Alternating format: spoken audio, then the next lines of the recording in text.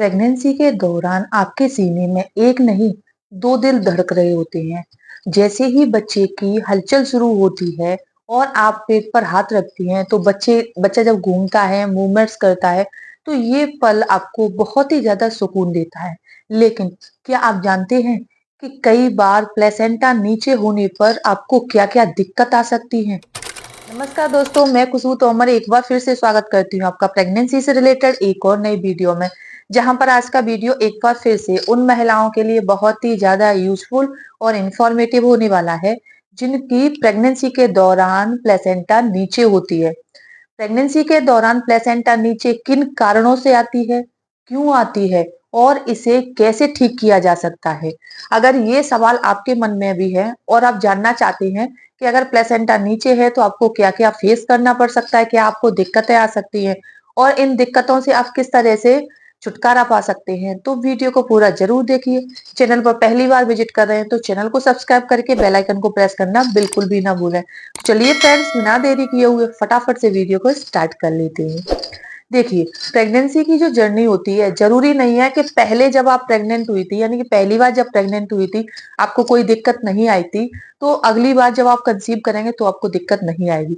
कई बार क्या होता है, पहली बार जब माँ बनते हैं तब आपको कोई दिक्कत नहीं आती, लेकिन जब आप दूसरी बार प्रेगनेंसी कंसीव करने की कोशिश करती हैं, सबसे पहले तो प्रेगनेंसी कंसीव करने में ही आपको दिक्कत आती है। दूसरा, अगर पहली जो डिलीवरी है वो सिजेरियन से हुई है तो आपके कॉम्प्लिकेशंस और भी बढ़ जाते हैं। आपको दूसरे बच्चे में गैप भी करना होता है। अगर जल्दी बच्चा हो जाता है तो काफी सारी दिक्कतें आती हैं।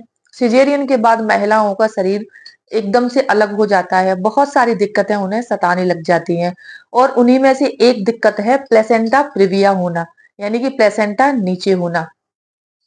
प्लेसेंटा प्रिविया क्या है, यानी कि प्लेसेंटा नीचे होना, इसका क्या मतलब है? सबसे पहले हम इसको समझते हैं। प्लेसेंटा यानी कि गर्भनाल, ये गर्भ में पल रहे बच्चे को मानसिक और शारीरिक रूप से उसके विकास में काफी ज्यादा अहम भूमिका निभाती है।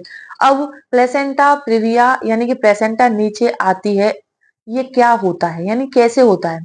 देखिए, जब आप प्रेगनेंसी के लिए ट्राई कर रहे होते हैं, ओवुलेशन स्टेज में जब आप प्रेगनेंसी ट्राई कर रहे हैं, तो इस दौरान जब आप इंटरकोर्स करते हैं, तो इसके दौरान आपका जो फर्टिलाइज एग फैलोपियन ट्यूब से होता हुआ आपके गर्भाशय से जाकर इम्प्लांट हो जाता है।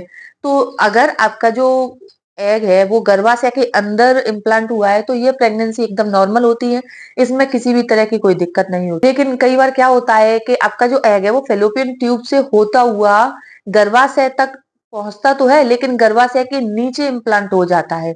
ऐसी कंडीशन को प्लेसेंटा प्रिविया के नाम से बोलते हैं, यानी कि आपका जो बच्चा है वो आपके गर्भाशय के निचले वाले हिस्से में इम्प्लांट हो जाता है, चिपक जाता है।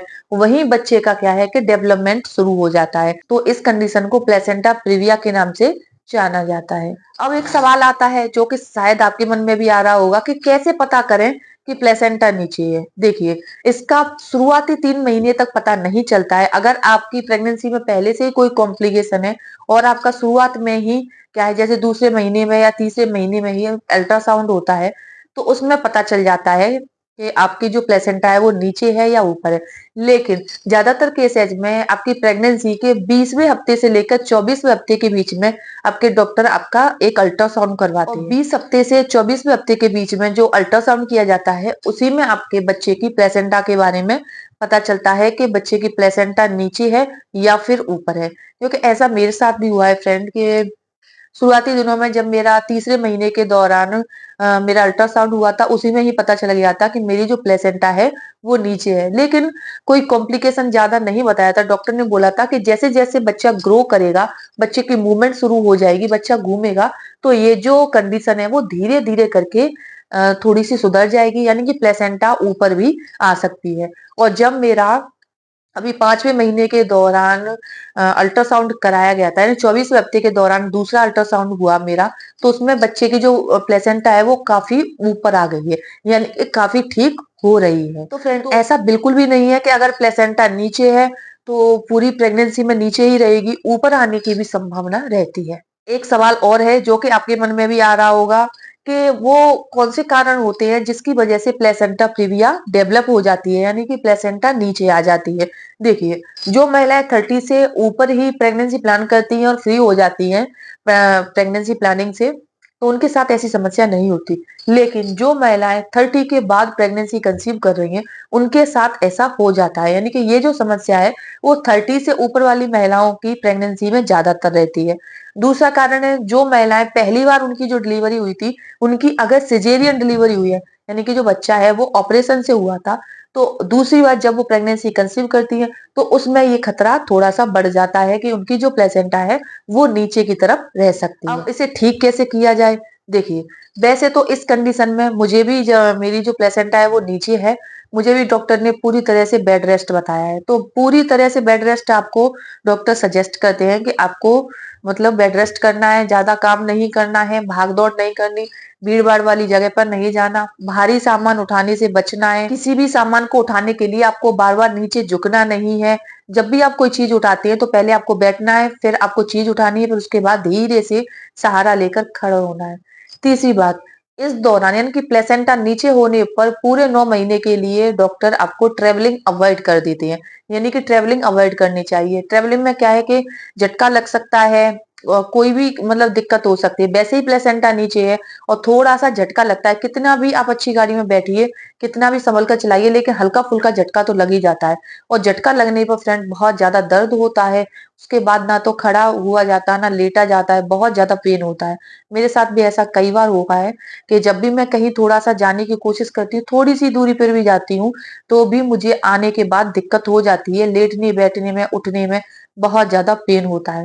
तो आप भी कोशिश कीजिए कि ट्रेवलिंग को अवॉइड ही करिए। ज्यादा टाइम तक आपको एक ही जगह पर बैठना नहीं है और ज्यादा टाइम तक आपको किसी भी चीज को लेने के लिए झुकना भी नहीं है।